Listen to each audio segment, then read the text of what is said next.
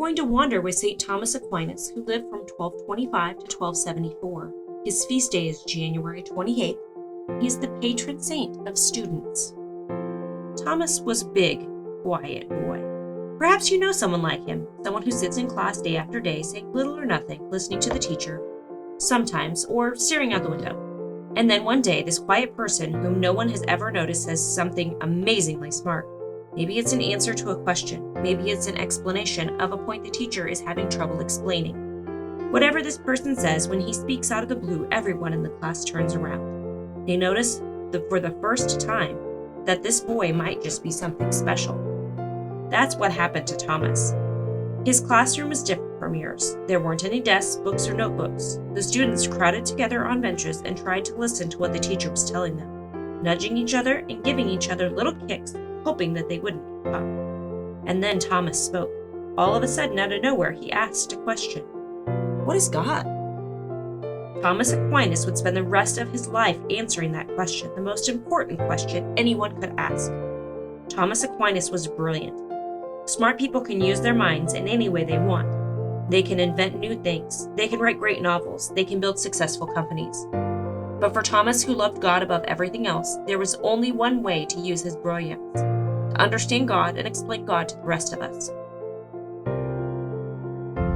What is God? Thomas's answers to this question, given to us in huge volumes, are some of the most important answers anyone in our church has ever given to that question.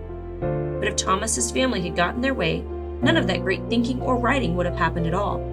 You're not going to believe what Thomas had to go through just to be able to spend his days thinking and praying the way God wanted him to. If you ever feel picked on by your older brothers or sisters, think about Thomas Aquinas. He had 7 older brothers, and not one of them understood him. Neither did his parents. His family wasn't the richest in Italy, but they weren't poor either. Thomas's father was a fairly wealthy nobleman who was happy to raise his rowdy group of sons to go out, fight wars, and bring more wealth to the family. But early on, it was clear that Thomas was different. He was quiet and not very athletic. He liked to study, pray, and be alone. That was okay at first.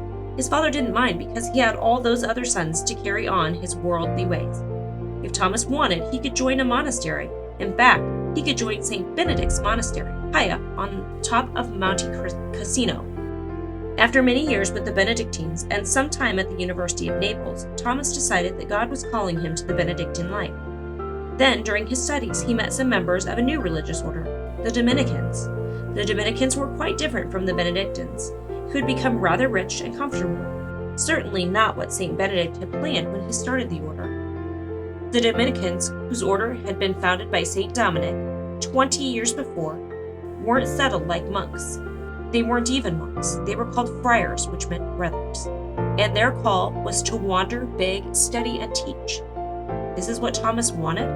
This is what Thomas, son of Count Aquino, who was known and respected throughout Italy for his fine life and family of brave, swaggering sons, wanted to do with his life? Count Aquino didn't think so. Thomas had already joined the Dominicans when he heard of his family's outrage. His mother came to ask him to change his mind. He said no. Just to be safe, the Dominican friars decided to move Thomas to Paris, where he could study at the University of Paris and be further away from his family. It was a good idea, but it didn't exactly work.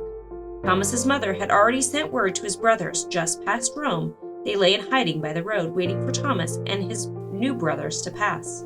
Then they attacked. They wrestled their large brother to the ground. They ripped his white and black robes. Finally, they put him on a horse and took him away. They took Thomas back home to the family castle. They locked their brother up in a high tower and waited for him to change his mind. Thomas stayed in that tower for 2 years. Can you imagine? It's hard to understand why Thomas's family did this to him, but you've seen it happen before. Many saints had to overcome their families in order to follow God's call. St. Francis of Assisi and St. Catherine of Siena had to. St. Wenceslas was murdered by his own brother because of his faith. Sometimes families can't understand the strange things God wants us to do. Thomas's family certainly didn't. His decision to use his talent for God in this special way was just too much. They thought it would actually bring shame on their family. It got so bad that Thomas's brothers even sent a beautifully dressed woman to tempt him away from focusing on God. Thomas had been patient until then, but this was too much. He picked up a poker that was resting in the fire and waved it angrily in the air. Of course, the woman ran for her life, and Thomas, in a rage, thrust the hot poker right through the wooden door of his room in the tower.